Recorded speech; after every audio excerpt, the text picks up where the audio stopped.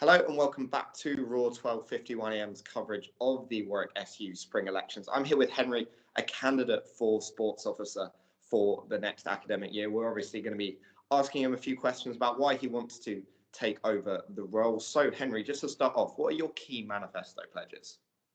Yeah, so hello, I'm Henry Levell. So I've got four key areas of my manifesto that I'd want to go through.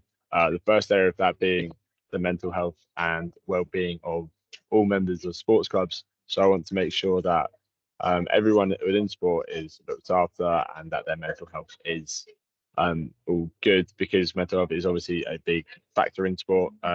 Sport is a good way to sort of escape stresses. But then it's also sports clubs provide that sort of safety net for people.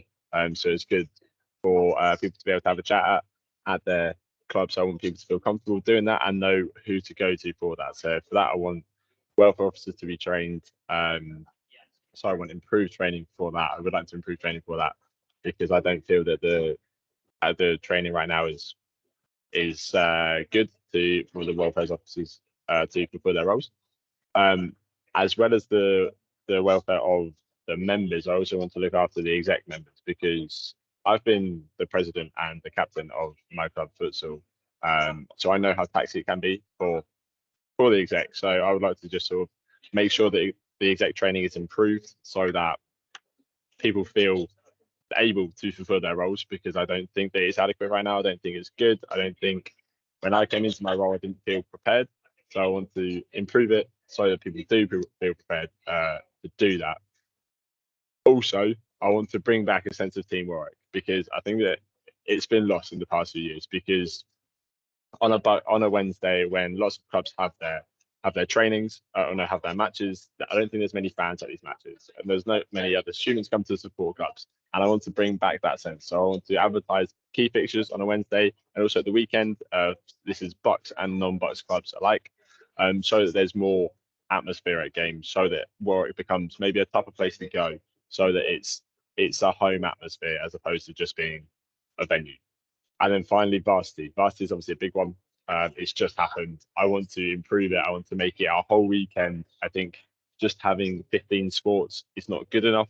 So I want to make sure that much more sports are represented at varsity, and potentially look at moving away from Coventry, looking at other options, for example, Birmingham and Leicester, looking for another varsity university to go against, so that we can make a big weekend of it, so that it's a big weekend for everyone playing sport at Warwick.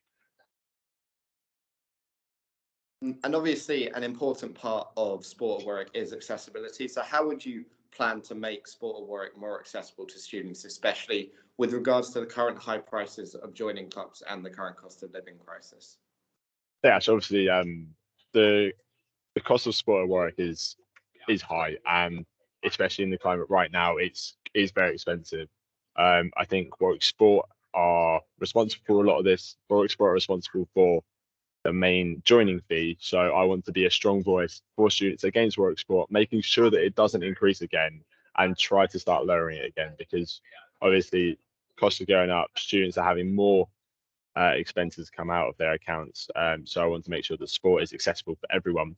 Further to this, there's a system in place right now with regards to bursaries, for sports bursaries. So I want to look at the budget that's available and look at increasing that number, so that money is never a barrier for people playing sport.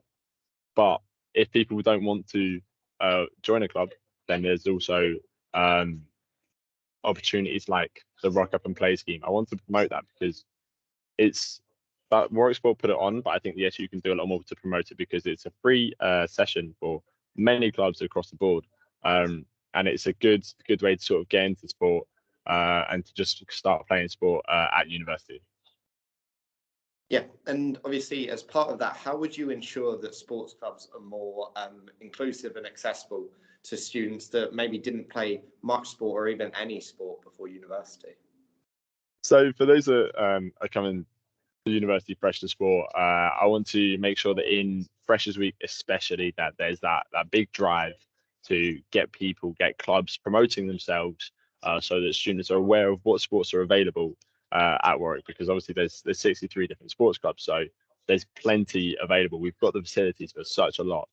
And I think sports fair is a big one for this. I want to really drive sports fair so that as many freshers come to sports fair as possible, and that it's organized in such a way that it promotes that inclusivity. It promotes that anyone can join any club. If they want to play a sport, they can very happily go along to it. I know that in the first 2 weeks of term one, I think it is, that there's taster sessions. Obviously, want to keep that. Sports day is also a big one. I want to make sure that sports day is running away so that there's no big clashes, because there are bigger sports than others. And I know that last year there were two big sports at the same time. So I want to avoid this in the future so that people can go to all of the sports that they want to in sports day, so they can try out and get a sense of the club. And again, like I said before, the Rock and Play scheme is a brilliant way to get people involved, to get people of all levels to sort of start joining sport. And then also with regards to inclusivity, I think the ally scheme that's in place, it needs to be improved, because right now it's there, it's not publicized, people don't know about it. So people that belong to those minority groups that feel there's a barrier, it's good to have an ally within a club so that they can show that it should never be a barrier, so that everyone has the opportunity to play sports at Warwick. Yeah, and now one thing that came to light in the past year was the prevalence of sexism in sport at Warwick. I mean, if elected to be sports officer, what would your strategy be for trying to get more gender equality into sport at Warwick? Yeah, so when Will Brewer was sports officer, so a couple of years ago, he conducted a very big sexism in sports survey, and the results of which have been posted. And I think it's important to use those results to go forward. There were issues with the survey in itself, but it did produce some results. So I think I can use those results and then potentially look at targeting clubs in particular, because it would have highlighted clubs that for which sexism is particularly prevalent. And I want to carry on working with the sexism sport task force that was created this year by Emma. I want to progress that. I want to actually carry on working with it so there's some tangible results, because right now I haven't seen anything. I've seen there's results to the survey, there's a sexism in sport task force, but there's nothing being done. So I want to make sure that task force is effective in what it's doing to eradicate sexism in sport at Warwick, because there's absolutely no place for it. So we want everyone to feel comfortable at all times when they're playing sport at Warwick. Yeah, and as well as that, the last year has seen some complaints about the way some sports clubs run their socials, particularly circling. How would you ensure that execs create a safe environment for other students in their clubs and don't abuse their power during socials? Yeah, so I think this is a problem that happens at circles and at socials in particular. So I think the guidance has got to be clear from the get-go. I think it's got to be there for the social sex to know how to deal with it, so if it's not coming from people with power, if it's coming from just members of the club, I want social sex to be prepared to deal with any incidents that arise at socials, and that comes in the exec training that could be in term 3 or in term 1, so that everyone's ready to deal with it if it does happen. If it then comes from someone of power, I think it's very clear to have consequences. It's very clear to have it's important for everyone to understand what the consequences of these actions could be, because obviously there's no place for it. The socials are a good time for clubs to bond, the members to get to know each other. It shouldn't be where anyone's feeling nervous, anyone's on edge. It should be everyone's comfortable with each other. So the exec have got to make that environment, and again, that comes with the exec training. And yeah, that's why I want to implement it very early on, from when or if I get elected. Yeah, and over the last year, there have been a number of complaints regarding kit delivery from Akuma and the issues surrounding kit ordered from Akuma. How would you ensure that all students across all clubs receive value for money when ordering kit? Yeah, this is a big one. I've heard from a lot of sports clubs that they've had issues with Akuma. My own club have had issues with Akuma. I know that there is a contract in place to move forward with Akuma, but within that contract there are clauses regarding partial refunds for kit that isn't delivered on the date they say it's going to be delivered. So I think it's very important to hold Akuma to account for that contract. That contract's got to be abided by. And also I know people say, oh, why aren't we moving away from Akuma?